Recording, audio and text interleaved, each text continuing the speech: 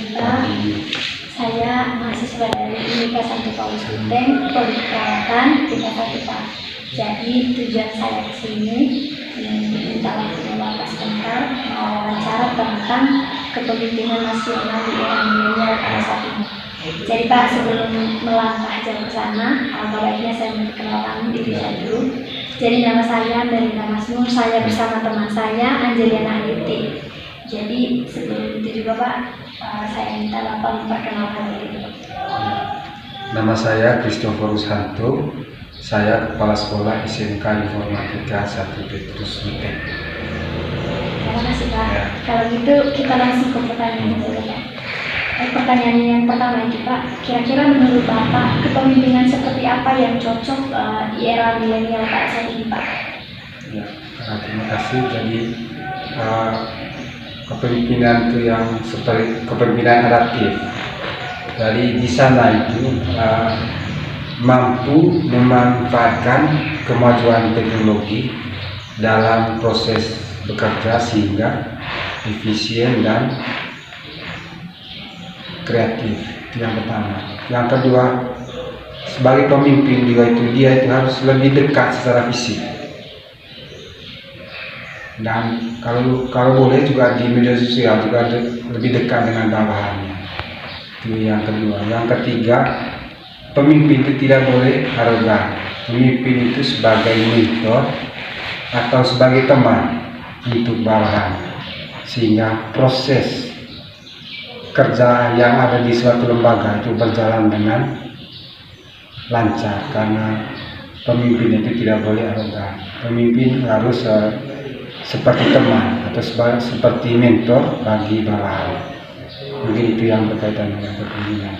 Jadi menurut Bapak kepemimpinan di era milenial yang sangat efisien pada saat ini itu adalah bagaimana seorang pemimpin itu dekat dengan bawahannya, seperti misalkan Bapak sebagai kepala sekolah jadi dekat dengan murid-murid, terus dengan guru-guru lain juga.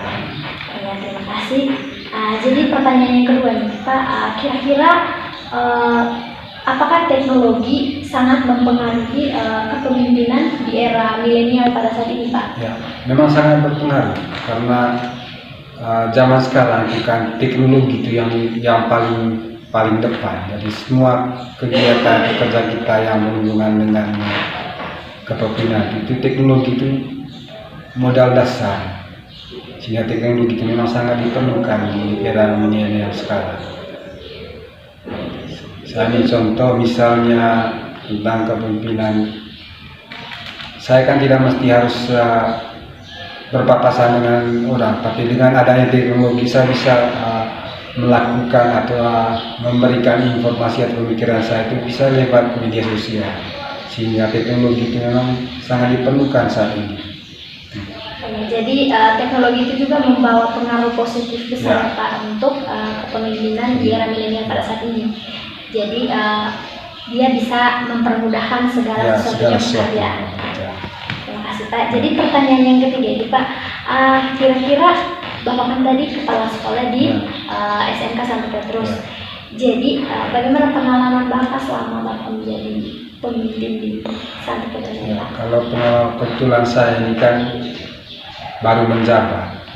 Sebelumnya ini saya sebagai wakil kepala sekolah bagian kurikulum, sehingga belajar dari sana juga begitu tentang kepemimpinan. Memang Pak Beni waktu itu sebelum saya jadi kepala sekolah, Pak Beni itu kepala sekolah di sini, sehingga memang pemimpin itu harus mengajarkan kepada bawahannya hal-hal yang terbaik untuk pengembangan sekolah, sehingga dari informasi itu dulu apa yang menurut saya bahwa itu memang baik untuk kemajuan sekolah itu saya lanjutkan sampai saat ini, sehingga saya selama ini dengan guru-guru itu tidak ada saya itu guru sebenarnya, saya itu hanya menjabat sebagai tugas tambahan itu kepala sekolah.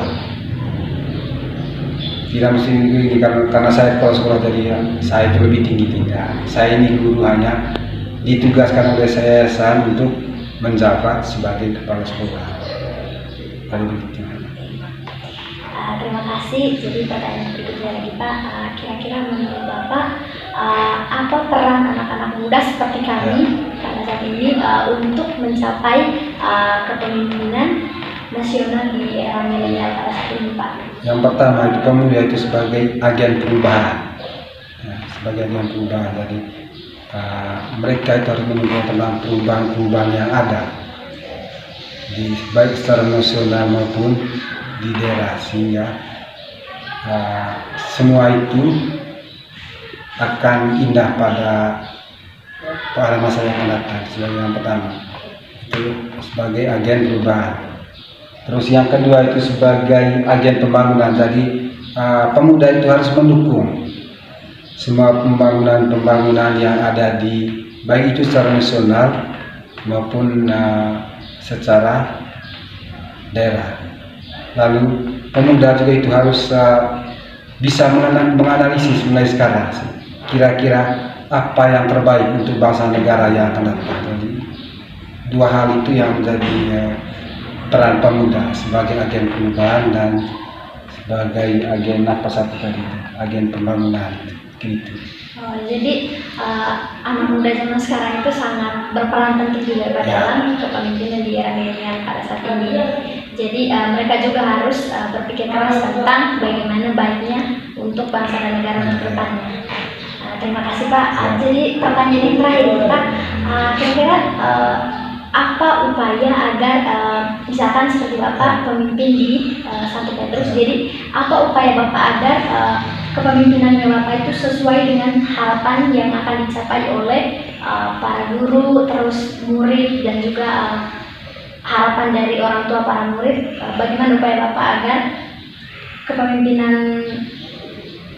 yang sedang Bapak jalankan itu bisa bermanfaat bagi murid-murid di sini? Yang pertama, pemimpin itu menggali semua informasi. Apa maunya seperti Bapak Ibu guru, apa maunya Bapak Ibu guru, apa maunya siswa-siswi, apa maunya orang tua. Nah, ini semua kita padukan, kita harus duduk bersama sehingga dari usul dan saran yang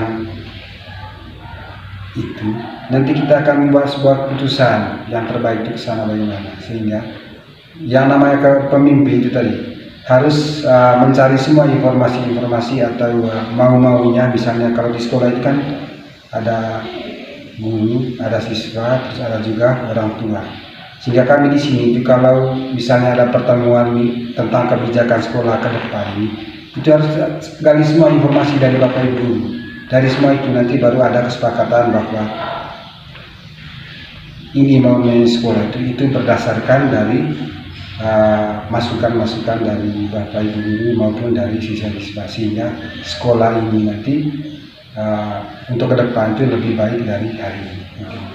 Jadi untuk mencapai semua harapan-harapan itu, jadi solusinya adalah kita sebagai pemimpin harus menggali semua informasi. Ya, informasi dari Bapak Ibu guru, dari siswa, dan pokoknya semua stakeholder yang ada di sekolah. Sehingga untuk jadinya kalau semua itu kita gali untuk pengembangan sekolah ke depan itu mungkin lebih baik dari hari ini. Terima kasih banyak Pak atas waktu dan kesempatannya. Jadi itu saja pertanyaan yang kami ingin menggali dari Bapak. Jadi terima kasih untuk waktunya Pak.